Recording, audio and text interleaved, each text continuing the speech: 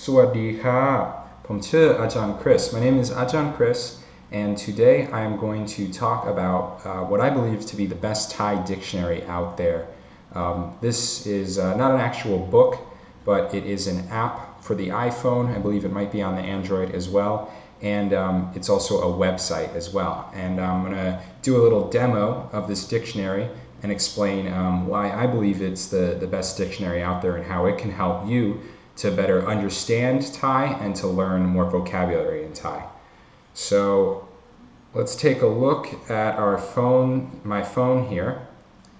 If we go to the App Store, we can see the application here. It is called the Thai English Dictionary from thailanguage.com. So thai-language.com is actually the website. So the website, this dictionary pulls all the information from that website into this dictionary. So you can find the information on the website or on your phone. I personally like it on the phone because on an iPhone I have access to a Thai language keyboard. So I can type in my words on that keyboard that I maybe don't know the definition to. Otherwise, on my actual computer, I have to type in the English word to try and find it that way because I don't have an actual Thai keyboard. So let's open up the app here. You come in and you'll see you can type in English or Thai words. You can also type them in transcripted mode, but unless you know their exact transcription method, it's going to be very hard to type in a word with English characters and have it actually give you a result. So I just stick with the Thai translation.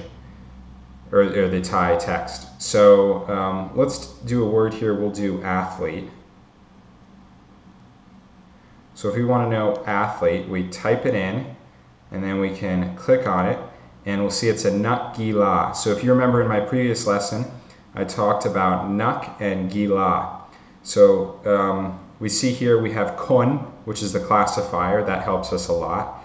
We know what the definition is. We see here we also have it written in transliteration with the tones as well. So nak in the high tone, and then in the mid-range tone, gila.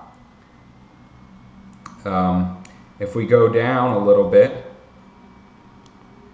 we can see a few interesting things here. First is the category. So if you want to know more sports words, you can click the sports category. Occupation words, you can click the occupation category. But what I really like is the components. So you see how this dictionary will break the word down into its individual parts. So we learned in my previous lesson, nuk means a person who, enthusiast, devotee, expert, etc. We can find out what that individual part means, and we can look at other examples of words that use that part. So let's say you're learning the word nuk. You can then find other things that go with nuk. So a nak gila is an athlete, but a nak turagit is a business person. And so if you were to open that one up, you would find that you have the individual components of nuk and then turagit. So nuk as in the person who habitually does something, and turagit as in business, which becomes a business person. So let's go back here. We see that gila, meaning sports, athletics, or games, is the other component. So we can see how a word that is something different in English, in Thai it's actually made up of smaller components put together that are easier to remember. So if we look at some of the individual the examples of words that use gila, we see nak gila as an athlete. Maybe we see sanam gila, so we find that sanam means stadium or building of some sort, as I mentioned in a previous lesson. And gila means sport, so sports stadium. Gila radu now, so gila meaning sport, radu meaning like a season, and now meaning cold.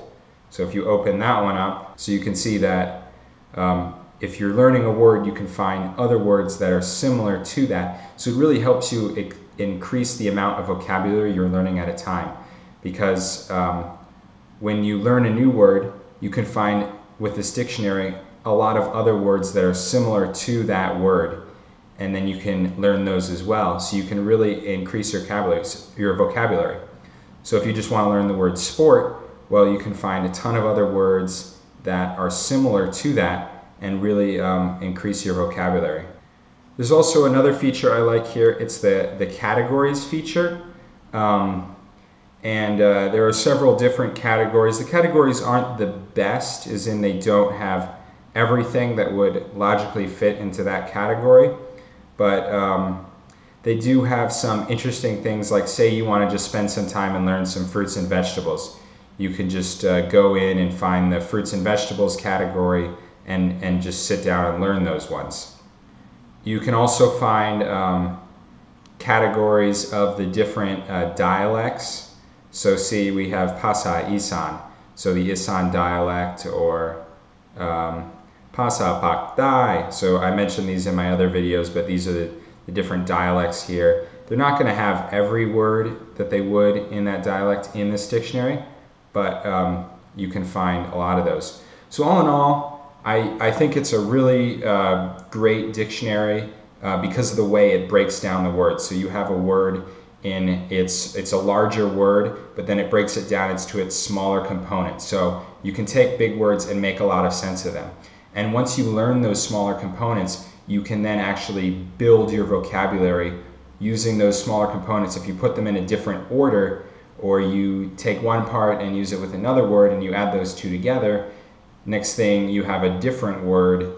So you already know the base words, but by combining them in a different way, you gain a new vocabulary word. So I think that's one of the reasons why I think Thai is such an easy language to learn, because your vocabulary, it's just base words, and all it is base words used to create bigger words. So it makes it really easy to really aggressively expand your vocabulary. So Khop Kun Ma Khap, thank you so much for watching. Please subscribe to my video feed if you are interested in more videos like this. Khop Kun Ma Khap.